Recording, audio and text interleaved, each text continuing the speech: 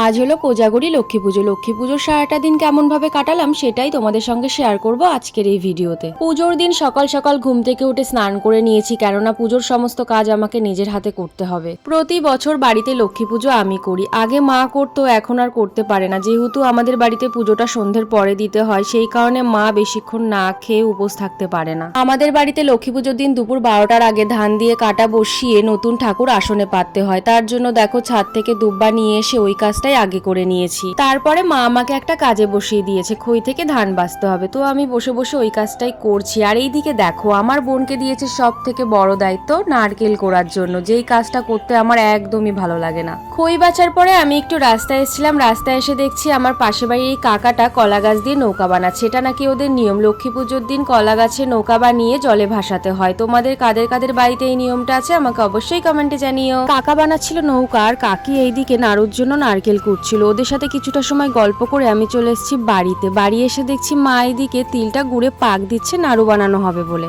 তোমরা হয়তো অনেকেই জানো এই তিলের নাড়ুটা গরম গরম পাকাতে হয়। একবার যদি শক্ত হয়ে যায় তাহলে আর নাড়ুর আকারে পাকানো যায় না। তোমরা দেখতেই পারছো মা আমি বোন মিলে কত তাড়াতাড়ি নাড়ুগুলো পাকাচ্ছিলাম। আর এত পরিমাণে গরম ছিল যে আমার হাতটা পুরো লাল হয়ে গেছে। তারপরে এইদিকে দেখো মা নারকেলটাও গুড়ে পাক দিয়ে নিয়ে এসছে, তাই আমি আর বোন মিলে নাড়ুটা করে নিচ্ছি। বছরে একবার যেহেতু এই নাড়ু মোয়া পাকানো হয়, তাই এই কাজগুলো করতে আমার বেশ ভালোই লাগে। নিচে নাড়ু বানানোর কাজ কমপ্লিট করে সাজিয়ে নিয়ে ছাদে চলে এসেছি ফুল তুলবো বলে। সকালে ঠাম্মি ফুল তুলেছে, তাও দেখো আমাদের গাছে কত ফুল ফুটেছে, সেইগুলোই তুলতে এসেছি। এই যে ফুল গাছগুলো দেখতে পাচ্ছ, এগুলো সব আমার মায়ের লাগানো। আমার মা ফুল গাছ লাগাতে ভীষণ ভালোবাসে আর প্রত্যেক দিন যত্ন নেয় বলে এত সুন্দর ফুল ফোটে। ফুল গাছ লাগাতে আমিও ভালোবাসি। ফুল গাছ শুধু লাগালে তো হয় না, তার পেছনে অনেক সময় দিতে হয়, সেই সময়টাই যে আমার কাছে নেই। যাই হোক দেখো দুটো গাছ থেকে বেশ অনেকগুলোই লাল দোপাটি ফুল পেয়েছি, সাথে কয়েকটা দুব্বাও তুলে নিয়েছি। আমার কিন্তু ফুল তোলা কমপ্লিট। চলো এবার নিচে যাওয়া যাক। ফুল তুলে নিচে আসার পর মা বলল সন্ধে লাগার আগে ফলগুলো কেটে নিতে আর ঠাকুরের আসনে সমস্ত কিছু গুছিয়ে নিতে, যাতে সন্ধে লাগার পর আমি পুজোয় বসতে পারি। মায়ের কথা মতো দেখো সমস্ত কিছু গুছিয়ে নিচ্ছি, সাথে কিন্তু আলপনাটাও দিয়ে দিয়েছি। আমাদের বাড়িতে ব্রাহ্মণ দিয়ে পুজো করা হয় না। প্রত্যেক বছর আমি নিজেই পাঁচালি পরে পুজো করি, তাই যেমনটা পারি সেইভাবেই মা লক্ষ্মীর আরাধনা করি। চলো এবার আমার রেডি হওয়ার পালা। প্রতি বছর তো নতুন শাড়ি পরে মা লক্ষ্মীর পুজো করি, এবারও তা অন্যথা হয়নি। হয়তো পুজোর জন্য শাড়ি কিনে আনা হয়নি, ঘরে নতুন শাড়ি ছিল, তাই মা বললো এটা পরেই পুজো কর।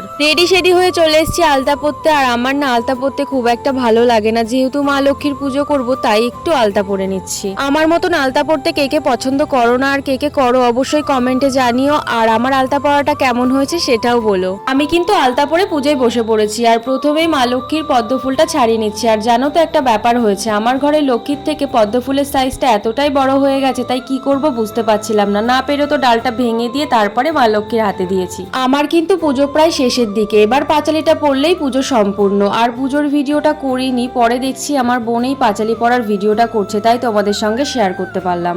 আর জানো তো পুজোর শেষে পাঁচালি পড়ার যে ব্যাপারটা আমার বেশ লাগে, আর পাঁচালি পড়তেও ভীষণ ভালো লাগে আমার। এবার দেখো পুজো শেষ হওয়ার পরে আমার ঘরের মা লক্ষ্মীর আসনটা কেমন লাগছে, সবটা নিজের হাতে গুছিয়ে তারপরে পুজো করেছি। প্রতি বছরের তুলনায় এবার একটু ছোট করেই করা হয়েছে, যেহেতু আমার বাবা বাড়িতে নেই, তাই মা লক্ষ্মীর মূর্তিটাও ছোট আনা হয়েছে। পুজো দিয়ে রাস্তায় এসে দেখছি পাড়ার বাচ্চারা সব বাজি ফাটাচ্ছে, দেখে কি যে ভালো লাগছে। আমারও ভীষণ ইচ্ছে হচ্ছিল বাজি ফাটাতে, কিন্তু কি করব সবাই এক এক করে প্রসাদ খেতে আসছিল, তাই ঘরে চলে এসেছিলাম। এদিকে দেখো আমাদের বাড়িতে কে প্রসাদ খেতে এসছে, আমার মেজো বোনের বান্ধবী আর ছোট বোনের পড়ার দিদিমণি। ভিডিও করছিলাম বলে বেচারি খুব লজ্জা পাচ্ছিল। আর এই যে ঢঙুনি পুজো না দিয়ে শাড়ি পরে ঢং করছে, কি আর বলবো।